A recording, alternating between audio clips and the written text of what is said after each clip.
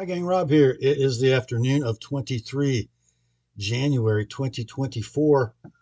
Coming to you today with another in my annual series of videos covering the state of my collection. We've done the folders and we've done the traditional pocket knives. Today, it's about the fixed blades. It is about the fixed blades. It's an interesting bunch. My most beloved and most useful fixed blades are left in the collection. So I think we're going to kind of go from oldest to youngest, sort of, with a little bit of, I don't know, category demarcation as well. The first two are pretty doggone old. And these, I think I bought secondhand back in the 80s, the 1980s. And they were both in pretty rough condition. They were my first attempts at restoring knives.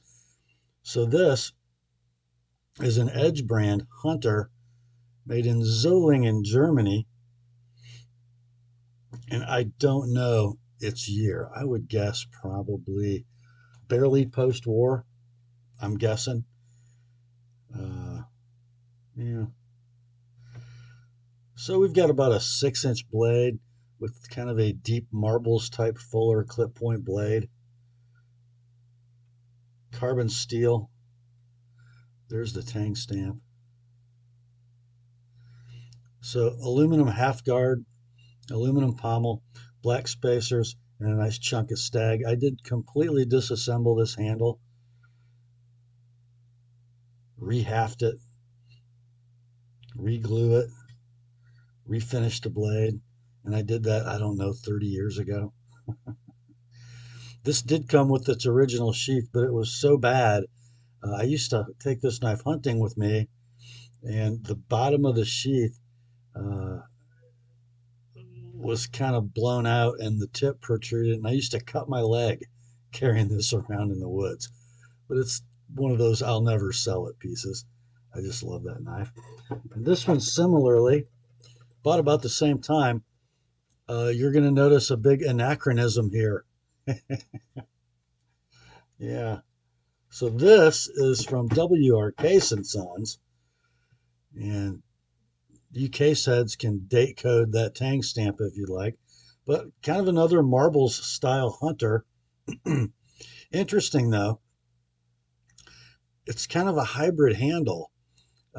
Normally you see a stick tang and a nut when you see stag, and we do have stag, but look, full tang sort of,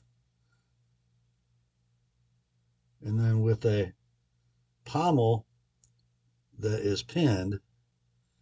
And I did kind of rehaft this knife, definitely refinished the blade, put a great edge on it. And then some years ago, good old Campfire Talk had seen this knife in a video, and he thought, you know what would be cool is if we made a Kydex sheath for that. So James actually made me this sheath, and it fits beautifully. It's just a lovely little package. I know they don't go together, do they? But they work so well together. Next, I have no idea how old this knife is, and it was given to me by a subscriber. Came in this split grain leather sheath, heavily waxed. And it is a cobbler's knife with a wooden handle, and he laser etched my channel logo into the handle. How about that? Pretty cool. I don't think I've ever used it, but it's a great display piece. Next, another gift. This from my buddy Reed Hyken of the Mantuary. Formerly of, what was it? Sharpshooter, the Sharpshooter Outpost. And Reed was a sheath maker, Escanaba, Michigan, originally from Chicago. So I think this is a repop, actually, of a Czech bayonet. And the reason I think it was a repop is because this handle is not Bakelite, it's not wood, and it's molded because I can see a parting line in the middle. But anyway, it's just kind of a cool piece. Very cool blade design, superb for a bayonet. And the other reason I think it was a repop is because the sheath has a maker's mark from Montana. I don't think the Europeans were buying their sheaths in Montana, but it's a great looking display piece. Next, yeah, this is the Ontario Spec Plus SP5 Bowie. I remember one day years ago, I think I had just purchased my Edge Pro and I decided to put a polished edge on this thing, which I've sort of maintained. You can tell what this knife does for a living. Yeah, this splits kindling. Got a craton handle, brass lanyard tube, little paracord lanyard tied on. Yeah, this knife gets the crap beat out of it. I mean, I've had this thing bent in a 30-degree angle in a piece of wood, and it just keeps coming back for more. It comes in a big old nylon sheath. Pretty cool. Next up, a couple fishing knives. This one is kind of my pride and joy in a fillet knife. This is a Case BR12 9F fillet knife. Man, what is that blade? 9 inches long, probably. A little recurve to it. Kind of a hard polymer handle with a little bit of give to it. It is a superb fillet knife. I mean, it will do whatever you want it to. Kind of hard to sharpen because the blade just runs away from you. But I've used that a bunch. Next, I have an unbranded sort of Rapala type knife. I don't know. This one might be made in China. I don't know for sure. I'm not even sure where this knife came from or why. I might have bought it at Walmart one day. I don't remember, but it works pretty well as a fillet knife. This is kind of like, the moped of my knife collection. Kind of fun, but you wouldn't want your girlfriend to see you on it. Next, sticking with the working knives for a minute. This one's got a great story. This is a Northwoods knife, and notice Blackwood, Washington.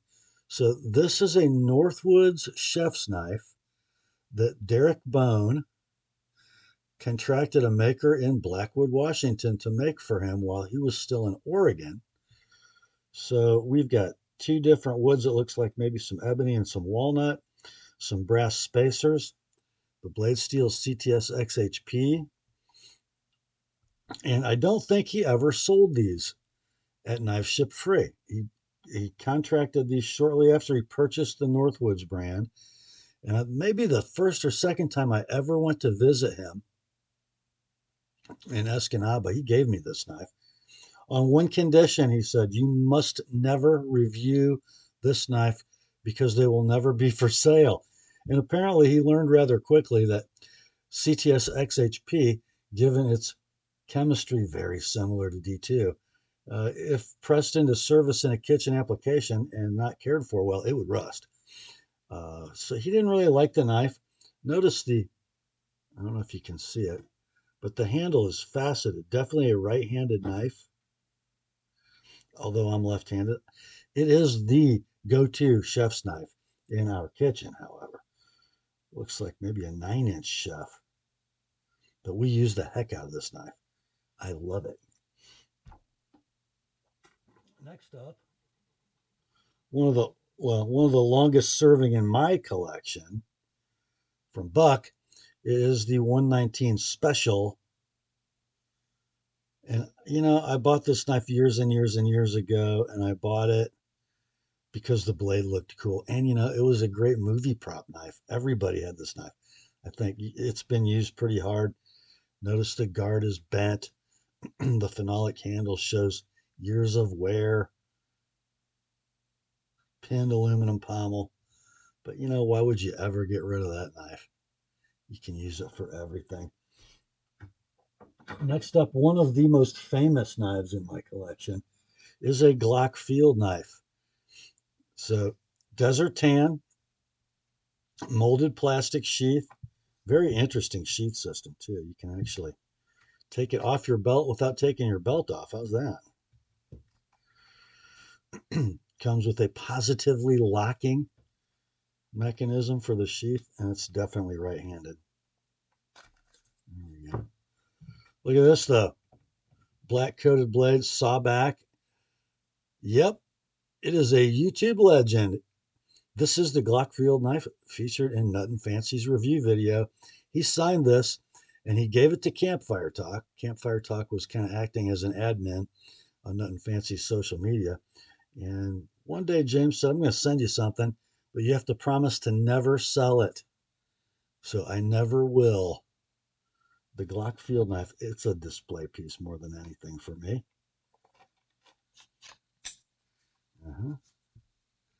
And I'm honored to be its custodian. Next, let's see. Ooh, my one and only fixed blade from Great Eastern Cutlery. This is an H20 in stainless steel, I believe. Oh, 1095. Oops. H20814. Natural canvas micarta handle. I think I bought this when I went to do my factory tour video at GEC. Bought it in the store. Can't remember if I even have a sheath for that. I think I just use a Bark River sheath. So rare for GEC to have a carbon steel knife that bears that etch, the GEC Practical Knives etch. Let's see, it might have a pretty sharp ApostleP edge. It does. This next one's pretty cool. For those of you who have been following my channel intently for years, you might recognize the name Paul McDuff. And this is Paul's first ever knife that he made at age, gosh, what, 15? It has the McDuff Maker's Mark stamped into the tang, walnut scales, brass pins, and lanyard tube. And I think this was a knife that he sent me to sell, and I just bought it and kept it. Back when he was getting started, he used to use my weekly knife sale as his retail outlet. He's probably moved on to college and a career by now and probably isn't even making knives anymore, but he knows how. And I'll never sell this one. It'll never leave me. And interestingly, as we segue to the next one, we have the knife that Paul modeled that first one after. This is a Bark River. Have smuts on it. This is actually our kitchen paring knife. Ultralight Bushcrafter. You'll notice it doesn't really look like an ultralight bushcrafter in its profile because this one has a story. On one of my trips to Bark River, I think the trip in which I interviewed Jim Stewart, when I was sitting at Mike's desk, he walked up to me and handed me a blank. And it was a ULB blank in LMAX. And I said, that's great, Jim. Well, what do you want me to do with that? And he said, well, I don't know. I thought maybe you'd go out in the shop and build it. So I did. And you'll notice, since it's mine and since I made it, it is not Scandivex ground. It is full flat ground, which that always torques Mike off when somebody wants to full height convex a ULB because he designed it to be a Scandi. But anyway, I went out and grabbed some nice thick blue liners and some black G10 and went to town and made me a knife. It's probably not as good as most Bark Rivers because I'm not that good of a knife maker, but it's all mine. And this is Heidi's paring knife. Yep, an ultralight bushcrafter is a paring knife. And frankly, it is a doggone good paring knife. Superb in the hand, I mean, just put it in that grip and peel you some potatoes. That's all you need. It's awesome.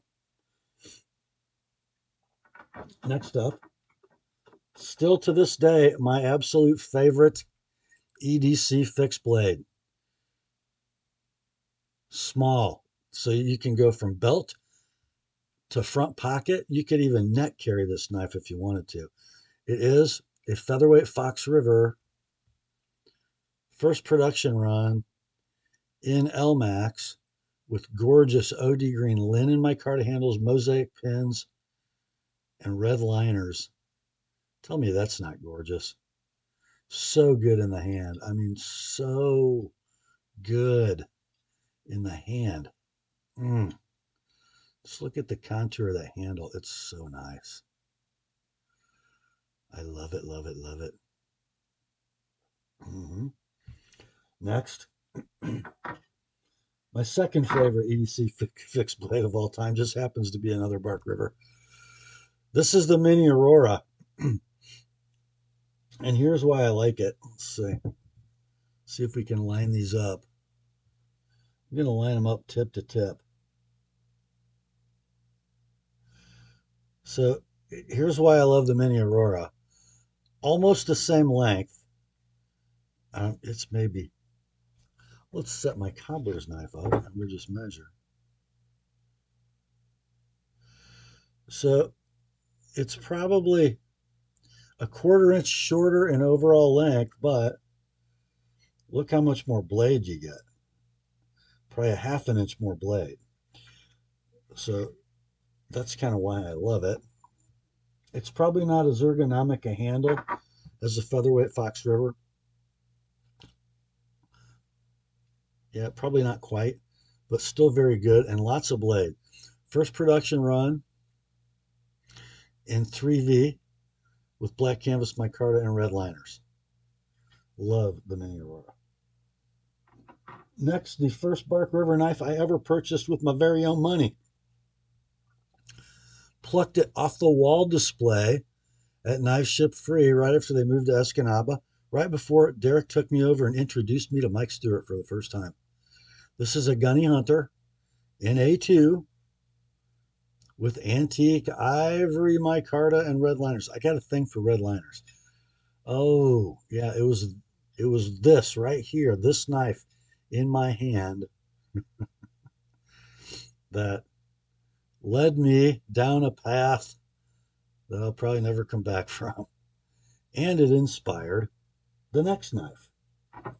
I love that handle so much, but I thought the blade could be better.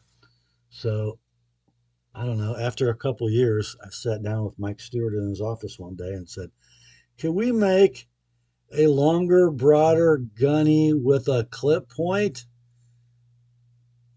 And he said, well, I don't know, maybe we can.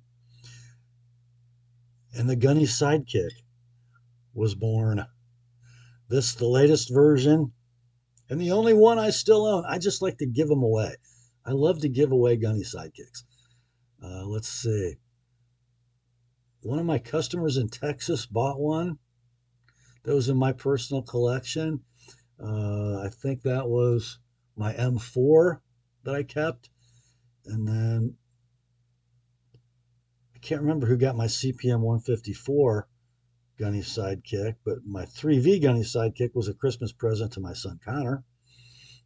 So the Jade Blue and Magna Cut Sidekick is mine. It's the only one I got left. I'm sure I'll have more. Next up, this knife has a cool story.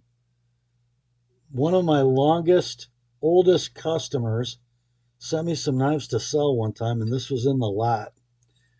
And it is a first production run Kalahari 2 in A2 with a Cocobolo handle, mosaic pins, and red liners. First production run knife. This is one of the most amazing all-purpose game processing knives and medium-sized camp knives Bark River has ever made.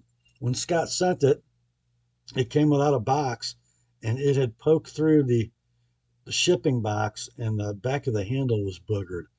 I did fix it, and it ended up not selling. I think we had it for sale for 2 weeks, and it didn't go anywhere. So I just paid him for it and kept it. Uh, the knock on this knife was that the handle was too thin. Later versions, the handle was thickened up. I don't mind it, and some of you guys know. I think I've had this knife on before. This is my turkey carver. Yeah, and it also sits in a display stand in my man cave. That's the Kalahari too. I love that knife. It's kind of an Aurora handle, but look how thin it gets right near the front. That's kind of why it wasn't super popular. I don't care because when I use it, it ends up with turkey fat all over and it's slippery anyway. I don't care. I love it. That is my turkey carver. And the last knife in tonight's sale is kind of the I don't know. It's kind of the standard bearer for my fixed blade journey. And it has a great story. Oh. When I went to my first Bark River grind in, September of 2016, I sat down with Mike and we had met a few times and I think we had been out to dinner. Uh, he said, "What are you going to make, Rob?" I said, "Well, I want to make a big Bowie." And the first run of 1909 Bowies, 1909 Michigan Bowies had come out. And there were some blanks laying around and I didn't know. I said, "Do you have any 1909 blanks?" He said, "Yeah, we do." He said, well, what kind of a handle do you want to do? I said, I don't really love the stick tank stacked handles, which is all that you got in that first run. I said, I'd kind of like to make something different, maybe a coffin handle. So next, I went to the parts room, grabbed my blank, grabbed my spacers, and Brian Hill sold me this piece of desert ironwood burl for $100. Yep. And I started with a piece of paper and a pencil, drawing coffins.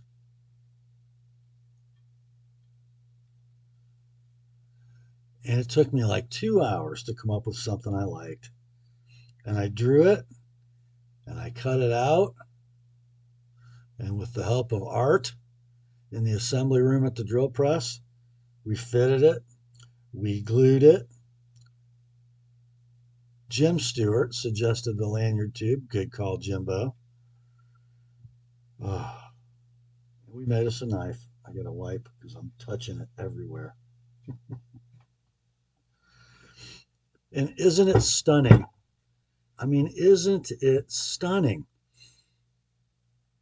Probably not going to be a knife that you ever want to chop with because it does have sort of a modified stick tang and there's nothing but glue holding that on. Not that it's ever going to go anywhere, just lots of epoxy. um, but here is the cool part of the story. About, I don't know, a month or two after that grind, maybe it was longer than that, maybe it was 6 months later, the 1909 sold so well that Mike did another run of them.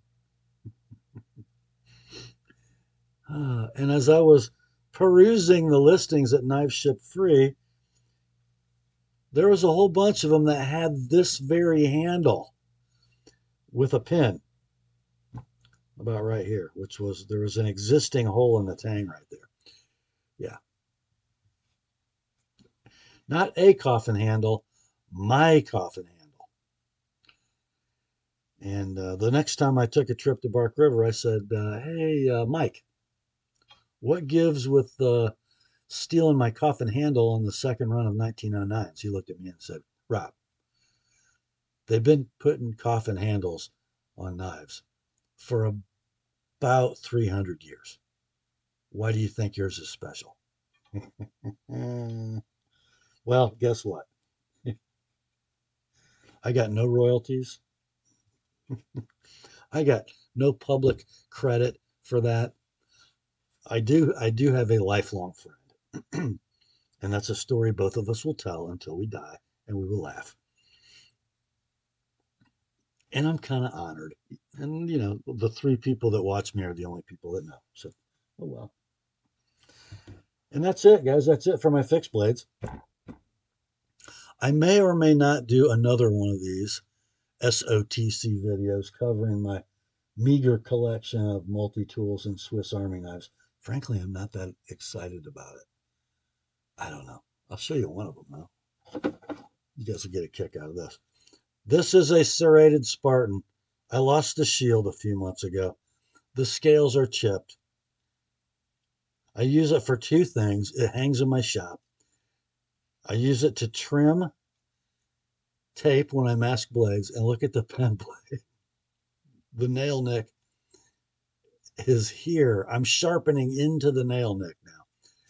And then I use the serrated main spear for opening boxes and cutting tape. So I got tape on there. Jeez. That is called a well-used Victorinox. Anyway, I don't know if I'll do, that's probably the only one we're talking about. Anyway, fixed blades done for 2024, or for January of 2024. I hope to do another one of these next year. Maybe there will be more to look at. That's all for this one. Grace to you and peace, my friends, from God our Father and the Lord Jesus Christ. Remember, the word is sharp. Talk to you soon.